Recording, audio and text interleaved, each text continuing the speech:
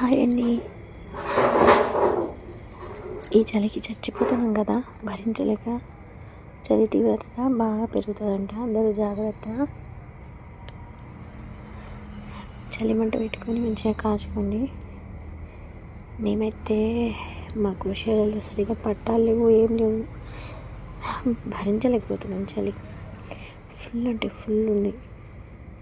మా పిల్లలు ఇద్దరు పడుకున్నారు, మంచిగా చలి కాచుకుంటాను నేను. వాళ్ళు ఆల్రెడీ కాచుకొని పోయి పడుకున్నారు, నేనేమో కాచుకుంటున్నా.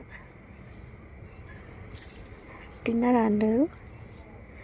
ఏం చేస్తున్నారు? ఇంకేంటండి విషయాలు? ఓకే అండి.